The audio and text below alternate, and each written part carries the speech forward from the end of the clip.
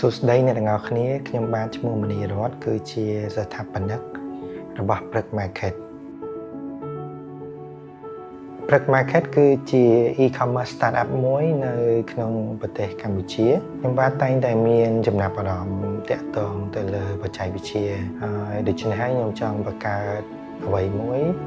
ដើម្បីមកជួយ local business ឬក៏ producer ហ្នឹងទៅលើdigital platform ដើម្បីជំរុញការលក់របស់ពួកគាត់ដូច្នេះហើយបានវាជាការមួយជួយជំរុញឲ្យខ្ញុំបានបង្កើតព្រឹក Market មុននឹងខ្ញុំបង្កើតព្រឹក Market ហ្នឹងខ្ញុំធ្វើការនៅក្រុមហ៊ុនឯកជនមួយ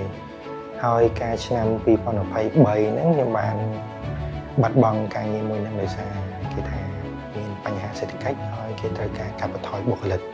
នៅពេលដែលបាត់បង់ការងារហ្នឹងគឺ3ខែមុនកូនរបស់ខ្ញុំបានកើតមកហើយនៅពេលហ្នឹងខ្ញុំរៀន depress ដោយសារវាបាត់ចំណូល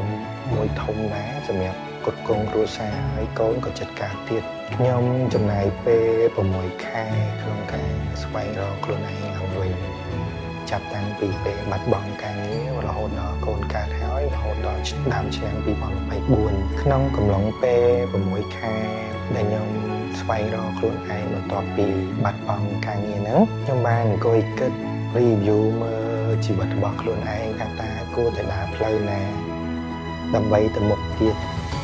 ហើយខ្ញុំមានអ្វីដែលខ្ញុំចង់ធ្វើពីមុនដូចជាក្តីសុបិនរបស់ខ្ញុំហើយក្នុងការបង្កើត e-commerce ឡើងគឺជាក្តីសុបិនមួយរបស់ខ្ញុំដែរកាលពីមុនហើយក៏ខ្ញុំបានភ្លេចវាដោយសារតែយើងទៅធ្វើការគេការខ្ញុំធ្វើការនេះគឺខ្ញុំធ្វើការតាំងពីម៉ោង8រហូតដល់ម៉ោង6នៅពេលដែលខ្ញុំធ្វើការឲ្យគេអញ្ចឹងខ្ញុំរៀនរវល់ខ្លាំងក្នុងការធ្វើការឲ្យគេហើយក៏យើងបានភ្លេចក្តីសុបិនរបស់យើងដែរហើយនៅខែ4ឆ្នាំ2024ហ្នឹងក៏ខ្ញុំបានចាប់ផ្ដើមធ្វើការស្រាវជ្រាវទាក់ទងនឹង e-commerce ហើយក្នុងការបង្កើត e-commerce ហ្នឹងគឺជាក្តីសុបិនមួយរបស់ខ្ញុំដែរក្នុងចំណោម2ហ្នឹងចាប់ផ្ដើមពី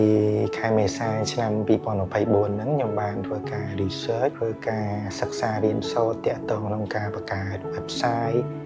ទាក់ទងនឹងការបង្កើត e-commerce ហ្នឹងតើយើងគួរធ្វើរបៀបម៉េចតើយើងគួរតែមាន skill អ្វីខ្លះក្នុងការបង្កើតអាហ្នឹងឡើងហើយព្រឹក Market ហ្នឹងក៏បានផ្ដួចផ្ដើមមកចាប់ផ្ដើមពីឆ្នាំ2024ខែមេសាហ្នឹងបន្ទាប់ពីចំណាយពេលរយៈពេល3ខែក្នុងការសិក្សារៀនសូត្រក៏ដូចជាស្រាវជ្រាវហ្នឹងព្រឹក Market website ហ្នឹងត្រូវបានបង្កើតឡើងនៅឆ្នាំ2024ខែកក្កដាឆ្នាំ2024បន្ទាប់ពីបានដាក់ដំណើរការ website ហើយខ្ញុំបានធ្វើតេស្តក្នុងការលក់ផលិតផលទៅលើ online នៅលើ e-commerce ហ្នឹងក៏ប៉ុន្តែពុំមានអ្នកស្គាល់ច្រើនហើយឬក៏មានការគ្រប់គ្រងច្រើនផងដែរហើយនៅកំឡុងពេលហ្នឹងក៏យើងមិនបាន focus ទៅលើក្នុងការលក់ដូរទៅលើ e-commerce ច្រើន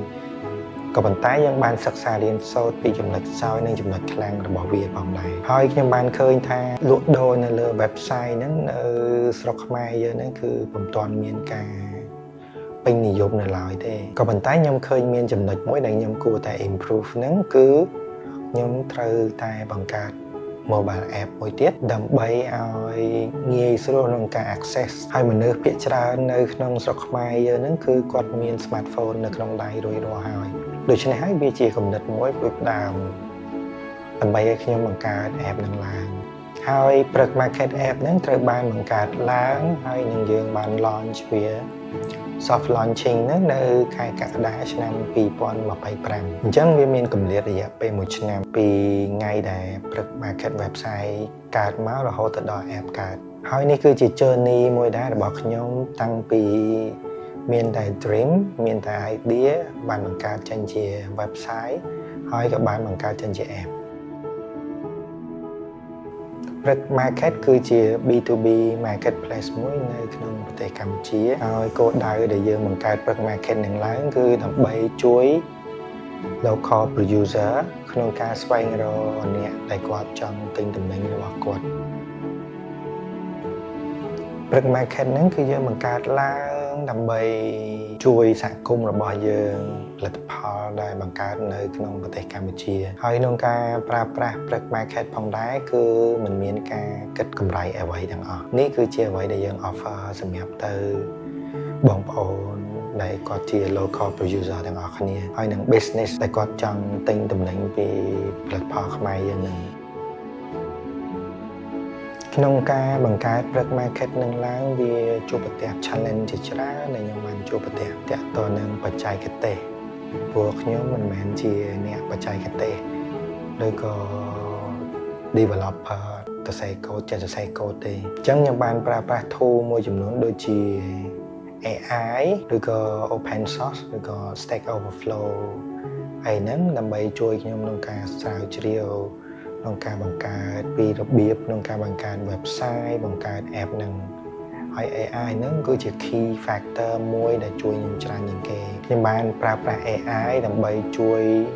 review code បង្រៀនខ្ញុំហើយពន្យល់ពី code ផងដែរព្រោះ code មួយចំនួនហ្នឹងគឺខ្ញុំមើលអត់យល់អញ្ចឹងខ្ញុំបានប្រើប្រាស់ AI ហ្នឹងឲ្យជួយពន្យល់ថា code ហ្នឹងវាមានន័យថាម៉េចអញ្ចឹងវាមាន key factor ធំជាងគេហ្នឹងគឺខ្ញុំបាន use AI ដើម្បីជួយក្នុងការងារជាច្រើនរបស់ខ្ញុំ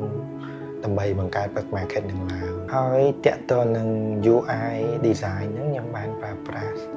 Figma ហើយនឹង Flag Builder ហ្នឹងដើម្បី design layout UI នឹងឡើងថាតើ UI ហ្នឹងរូបរាងម៉េចមុនយើងទៅ edit នៅលើ source code អញ្ចឹង Figma ហើយនឹង Flag Builder ហ្នឹងជួយខ្ញុំច្រើនហើយ challenge មួយទៀតគឺតាក់ទងនឹង funding ដោយសារខ្ញុំបង្កើត Black Market នឹងឡើងគឺបង្កើតដោយខ្លួនឯងអញ្ចឹងខ្ញុំអត់សូវមាន resource ច្រើនទេដោយសារខ្ញុំបានបាត់បង់ការងារទៀតអញ្ចឹងថវិការបស់ខ្ញុំហ្នឹងគឺវាសួរស្ដាងខ្ញុំបានព្យាយាមតាក់ទងទៅលើអ្នកបច្ចេកទេស developer ដែរក៏ប៉ុន្តែគេ quote មកគេ charge មកខ្ញុំច្រើនក្នុងការបង្កើត website ហ្នឹងកាលហ្នឹងគេ quote ឲ្យខ្ញុំក្នុងប្រហែលជា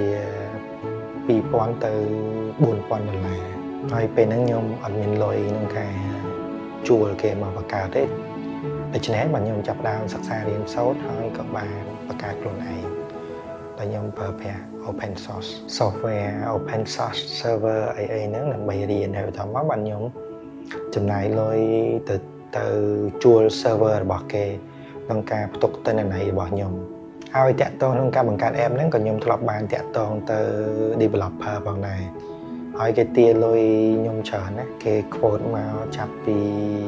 $3,000 $5,000 $10,000ហើយខ្ញុំគិតមើលទៅទោះបីដែលខ្ញុំជួលគេមកបង្កើតហើយខ្ញុំត្រូវការ maintenance ទាំងការអីហើយពួកគាត់មិនអាចនៅ maintenance ជួយខ្ញុំបានទេអញ្ចឹងខ្ញុំក៏សម្រេចចិត្តធ្វើ research ស្រាវជ្រាវហើយបង្កើត app នឹងឡើងដោយខ្លួនឯងអញ្ចឹងនៅពេលដែលយើងមាន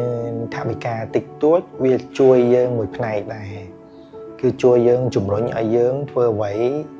ដោយខ្លួនឯងដោយសារយើងមិនអាចទៅពឹងពាក់អ្នកផ្សេងបានក៏ដូចជាការក្នុងការជួលគេមកឲ្យធ្វើឲ្យយើងអញ្ចឹងវាជាអត្ថប្រយោជន៍មួយដែរនៅពេលដែលខ្ញុំអត់មានលុយគឺខ្ញុំព្យាយាមធ្វើអ្វីខ្លួនឯងទាំងអស់អញ្ចឹងនៅក្នុងកំឡុងពេលហ្នឹងខ្ញុំបានសិក្សារៀនសូត្រច្រើនពីរបៀបក្នុងការបង្កើត website បង្កើត app ទាំងឡាយជួយខ្ញុំច្រើនមែនទែននៅក្នុងឆ្នាំ2026យើងមានគម្រោងក្នុងការតាក់ទងទៅ local producer ឲ្យមកប្រើប្រាស់ platform របស់យើងនឹងហើយ plan របស់យើងគឺតាក់ទងពី50ទៅ100 vendor អានេះគឺជាជំហានទី1ផងដែរហើយបន្ទាប់មកយើងនឹង incorporate Black Market ឲ្យនឹងបង្កើតចេញជា company យើងនឹងចុះបញ្ជីនៅឆ្នាំក្រោយនៅពេលដែលយើងបាន recruit local producer ហ្នឹង50ទៅ100 producers